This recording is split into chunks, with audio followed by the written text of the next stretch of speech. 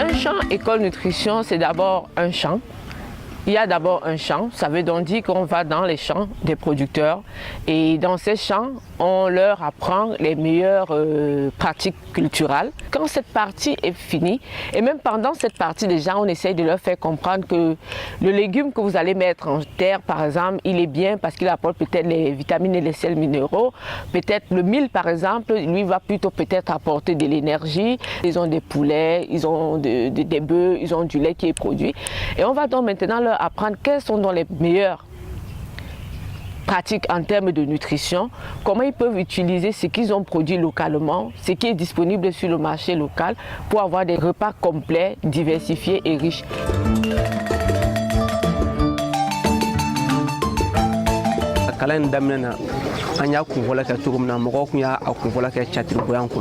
Mais talla ɲɛfɛ an yɛrɛ nana baara in jateminɛ an y'a dɔn k'a fɔ a jɔyɔrɔ de ka bon denmisɛnninw ka kɛnɛyako la fan bɛɛ fɛ. Walasa balo cogo yɛrɛ ka ɲɛ f'i k'a dɔn k'a fɔ balofɛnw yɛrɛ ye fɛn mun ye f'i k'olu de dɔn.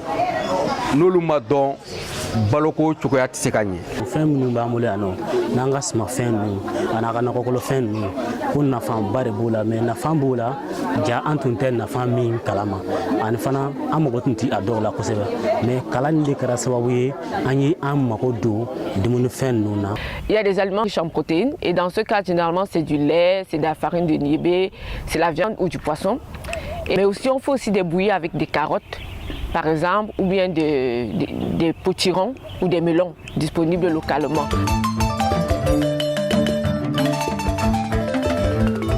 Kalo wɔɔrɔ sɔrɔ fo ka se kalo 9 ma dumuni minnu kan ka fara a ka sinji kan pour que halisa dɔ ka fara balo cogo kan ka balo cogo ɲɛ ka kisi baloko dɛsɛ ma ani bana caman wɛrɛw.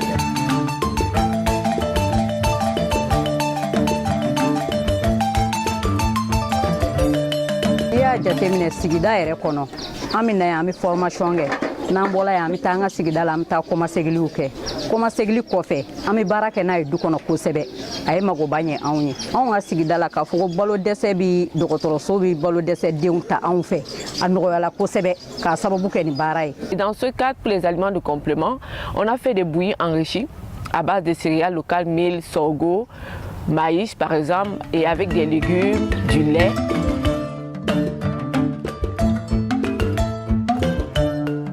Le véritable problème, c'est dans la pratique. On a remarqué qu'elles connaissent tout, c'est-à-dire en matière de nutrition, elles sont vraiment au top des connaissances. Mais dans la pratique, il y a beaucoup de barrages et généralement, les principaux barrages qu'elles nous ont fait, qu'on a pu relever, c'est le fait que les femmes sont très peu autonomes au sein de la structure familiale en milieu communautaire. Généralement, comme ce sont des jeunes femmes qui ont des enfants, généralement, le pouvoir de décision revient soit au mari, soit à la belle-mère.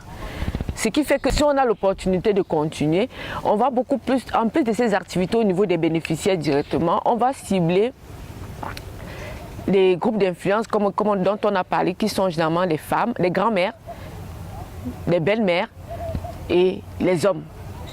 Pour que ces femmes qui viennent aux séances de champ école nutrition puissent en retour dans leur foyer être soutenues par des gens qui sont prêts à les aider, à les encourager à changer de comportement parce qu'elles apprennent. Mais en milieu familial, c'est difficile d'appliquer si le mari n'a pas adhéré, si la belle-mère n'a pas adhéré à ce changement.